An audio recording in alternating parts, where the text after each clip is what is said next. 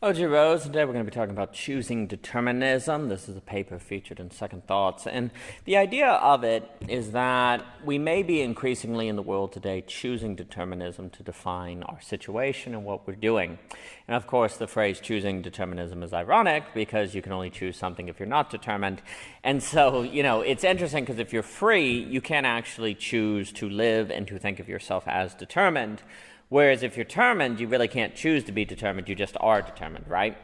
Now, the categories, the paper's going to be talking about how a lot of this conversation between free will and determinism might just be an emphasis debate. If you take someone like Sam Harris, he's going to be saying that determinism and fatalism are not similes, but of course, how can't they be? If they're not, then is determinism even determinism? But then a lot of people who support free will are going to say, yes, we have free will, but we don't have total free will. We can't do everything we want to do. Okay, so will isn't free then, right? And maybe there's something here where the phrase free will is useless and we should just talk about will.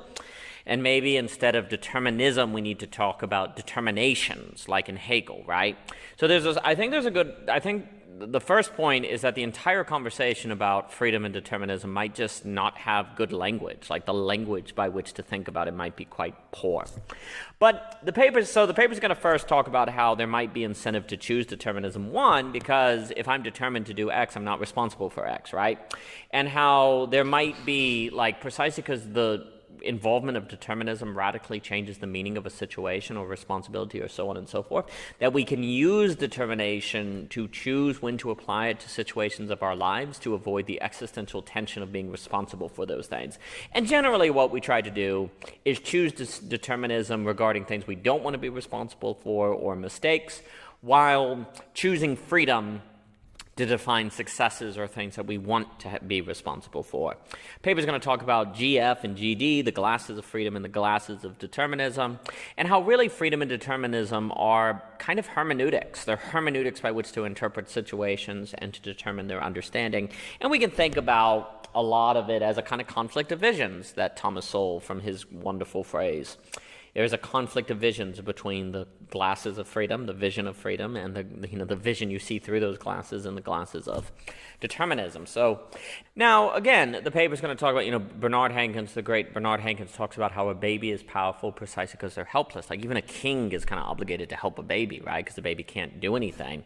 And so there's something about determinism that makes us helpless, that makes us more like a baby. And so there's a kind of power that can be gained in determinism, precisely though at the same time it seems like we're powerless because we're determined.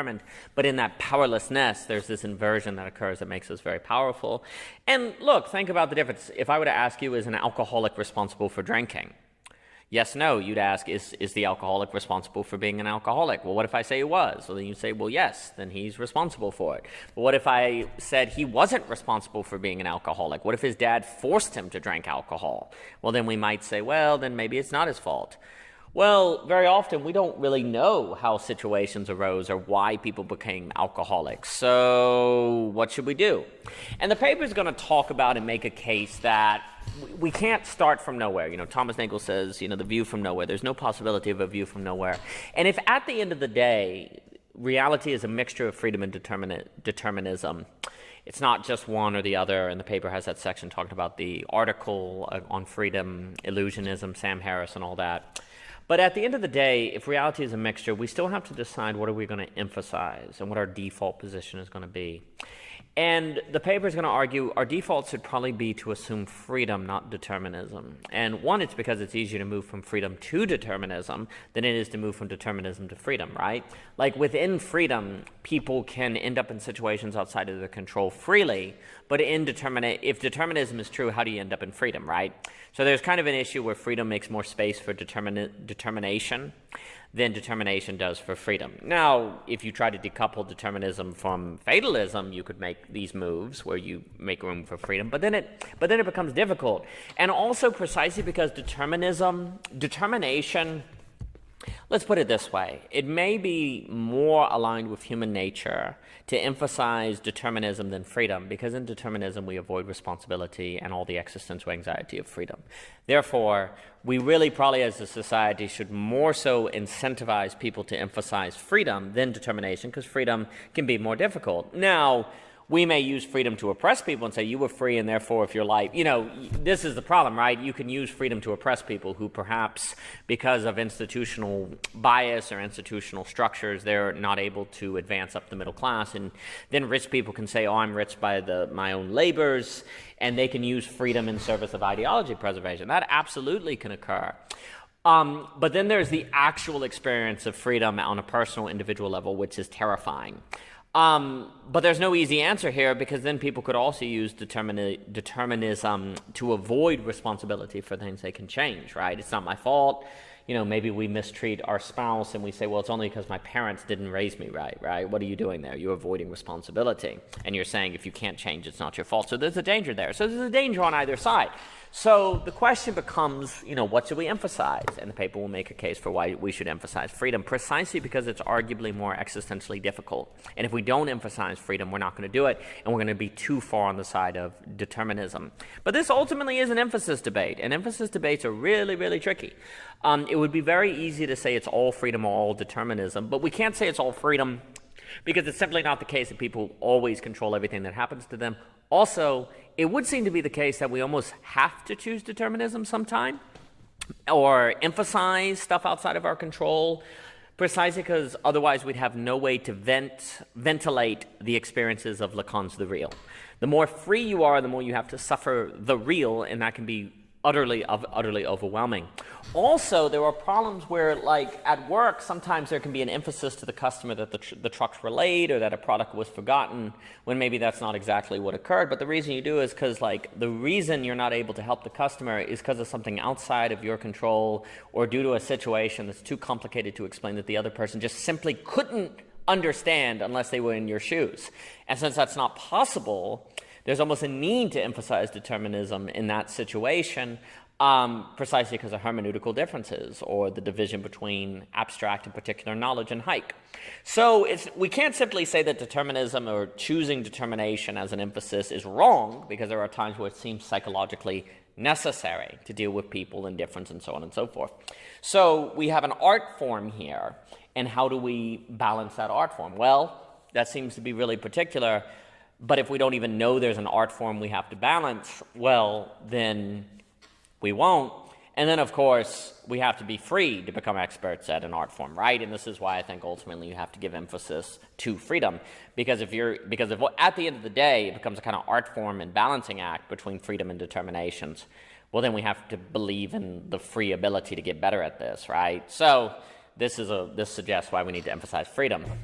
Another reason we might need to emphasize freedom is because I think the world naturally appears more determined. We don't really experience processes, we experience things that make it seem like determinism, causation, is more so the case. The world presents itself more so AA than AB, to use language from O.G. Rose, more as things than processes.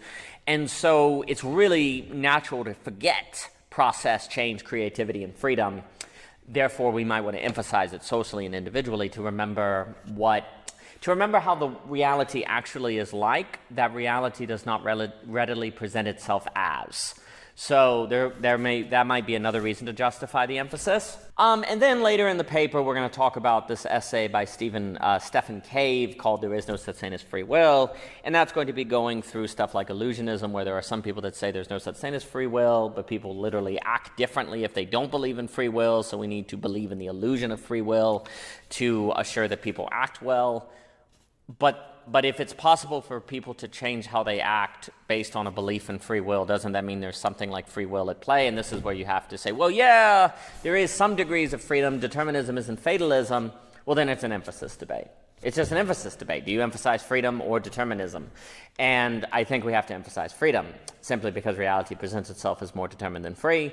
We naturally avoid freedom and responsibility because it's existentially terrifying.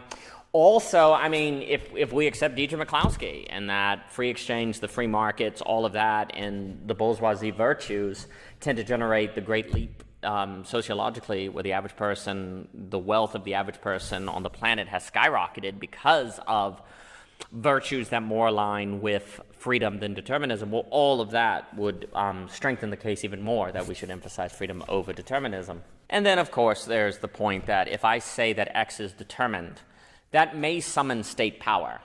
And state power is also very dangerous. Like when people are free, then the state is not as obligated to act than if people are determined. And if state action is risky or can lead to totalitarianism, then we also want to be careful to flirt with determinism, because we might be flirting more so with power.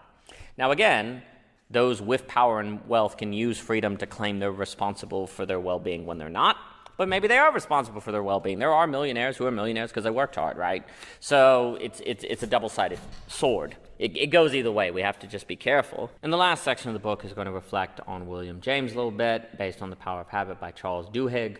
And that's the idea that William James one day said that he believed in determinism, and he said his first act of free will was to believe in free will and the impacts that this had on his life because of the change in hermeneutical experience. And I think, indeed, the choice to choose determinism or to choose freedom changes how we interpret the world. And I think, following Hegel, we learn that how we interpret the world changes how we act in the world. So it's really important the way that we see the world. Ideas are practically eyes, as thoughts we'll talk about.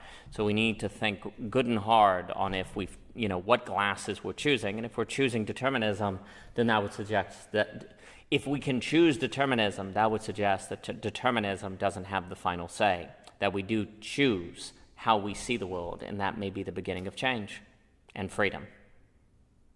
For more about O.G. Rose, please visit ogrose.com, Twitter, Instagram, Anchor, so forth and so on, and thank you so much for your time.